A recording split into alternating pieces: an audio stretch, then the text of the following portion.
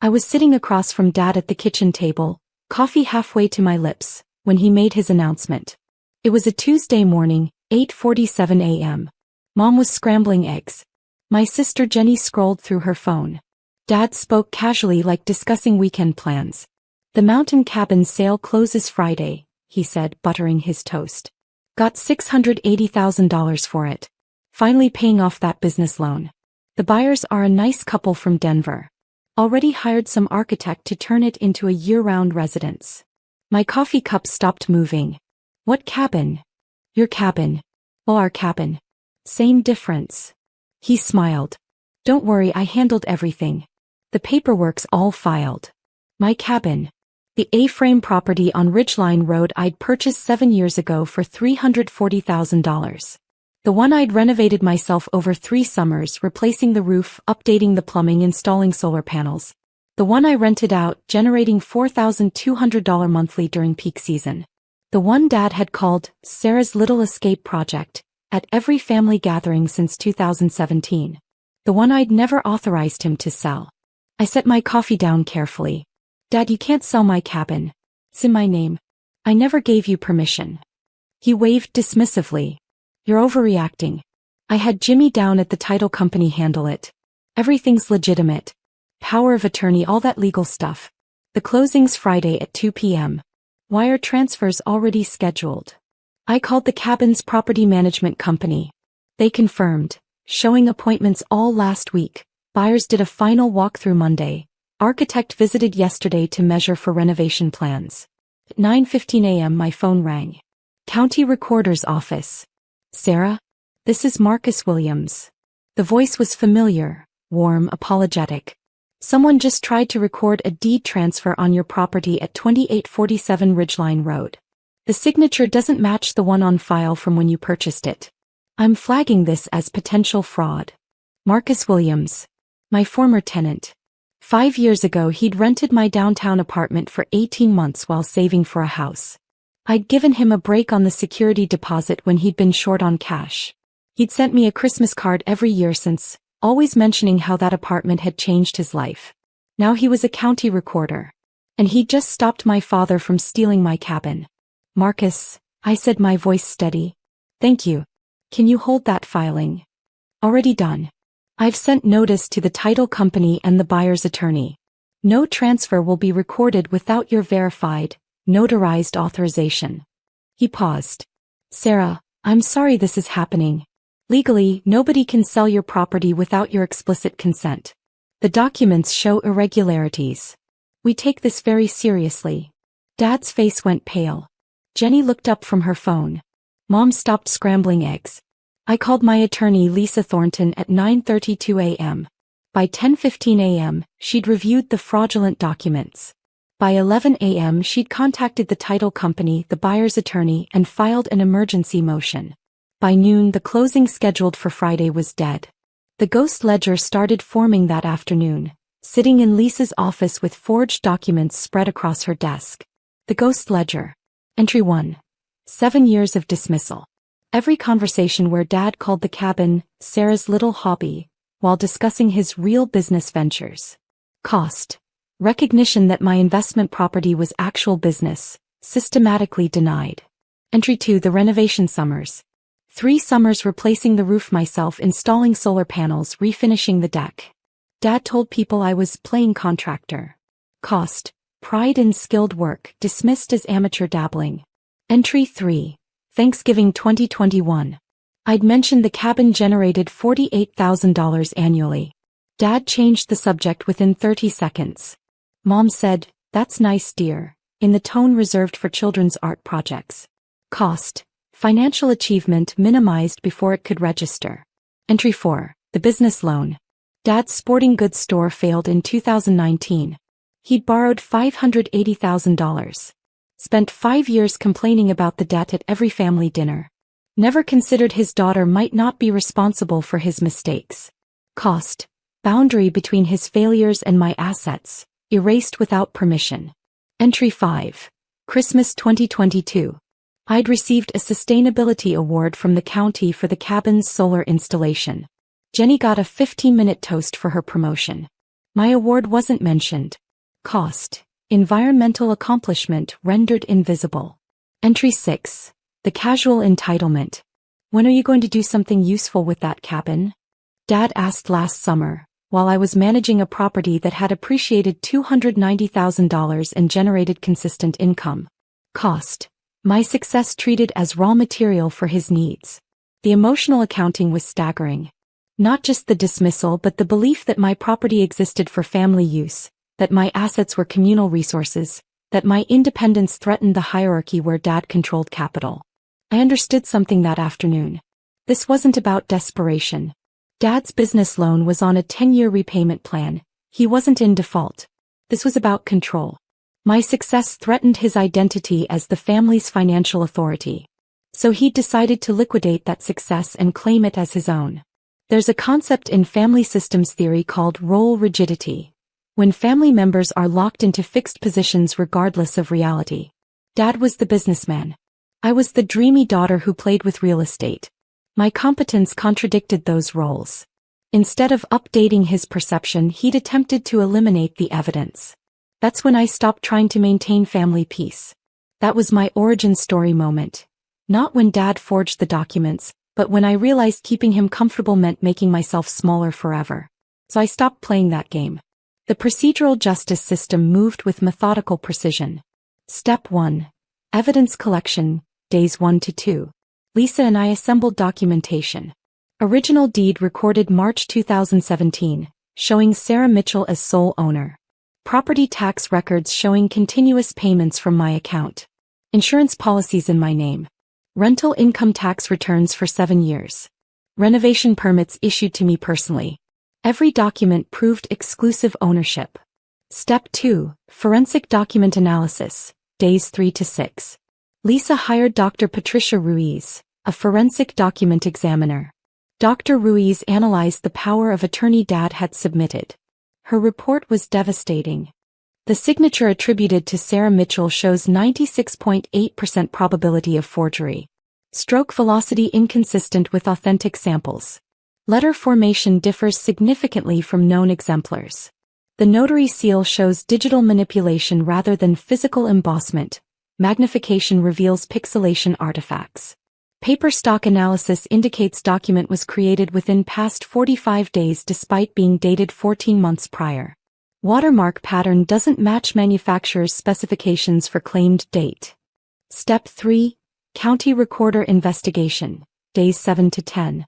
Marcus Williams conducted his own investigation. He discovered Dad had used a legitimate notary's information, Sandra Portman, who'd notarized Dad's business documents 2 years earlier. Sandra confirmed she'd never notarized any power of attorney for me. Her seal had been photocopied and digitally inserted. Marcus's formal report stated, based on signature analysis, notary verification and document examination, the deed transfer contains multiple fraud indicators. Transfer denied. Owner of record remains Sarah Mitchell. Criminal investigation recommended. Step 4. Title company response, days 11 to 12. Mountain States Title conducted their own review. Vice President Angela Torres contacted the buyers personally. We cannot proceed with this transaction. Clear chain of title issues. The seller doesn't have authority to transfer the property. We recommend you pursue legal action to recover your earnest money. The buyers, David and Rachel Chin, were horrified. They'd wired $68,000 in earnest money. They'd given notice on their current home. They'd hired an architect and paid $12,000 for design plans. Lisa negotiated on their behalf. Dad would return their earnest money plus expenses, totaling $83,400, within 30 days or face civil litigation. Step 5. Criminal investigation, day 13. The County Fraud Division opened an investigation. Detective James Cordero was assigned. He subpoenaed Dad's bank records, showing $68,000 deposited from the buyer's earnest money. He obtained Dad's text messages with his business partner discussing how to make the documents look real enough. He interviewed Sandra Portman, who provided sworn testimony she'd never notarized documents related to my cabin. He obtained the original PDF Dad had submitted, which showed digital editing artifacts. Step 6. Family's defense attempt, days 14 to 18. Dad hired attorney Robert Vasquez, who argued the power of attorney was legitimate, that I'd given verbal authorization for family to manage the property, that the sale was intended to help the whole family. Vasquez submitted evidence. Family photos at the cabin suggesting shared usage, text messages where I'd said Dad could use the cabin anytime, and testimony from Mom claiming I'd said Dad had my permission to handle cabin business. Step 7. Systematic dismantling, days 19 to 23. Lisa destroyed each claim with documented precision. Claim, verbal authorization for sale. Response. Colorado property law requires written, notarized power of attorney for real estate transactions exceeding $50,000. State Statute 38-30-115 explicitly mandates written documentation for deed transfers. Additionally, email dated August 2023 shows Sarah explicitly refusing Dad's request to list the cabin because, "It's not for sale, Dad, and I've told you that 3 times already." Email authenticated through carrier records. Claim, family shared ownership. Response. Deed shows Sarah Mitchell as sole owner. No joint tenancy. No tenancy in common. Tax returns show Sarah claimed all rental income. Insurance policies list Sarah as sole beneficiary. Zero legal basis for shared ownership. Claim, permission to handle cabin business. Response. Text message dated July 2023 shows Sarah explicitly refusing Dad's request to sell, stating, "It's not for sale and never will be." Message authenticated through carrier records. Step 8. Formal charges filed, day 24. The district attorney filed charges. Forgery, theft by deception, criminal impersonation, attempted theft of property valued over $500,000. Dad was arrested at home on a Thursday morning. Detective Cordero's arrest report noted, defendant stated, "This is ridiculous. It's family property. She should want to help me." When informed the property was solely owned by victim, defendant said, "She's my daughter.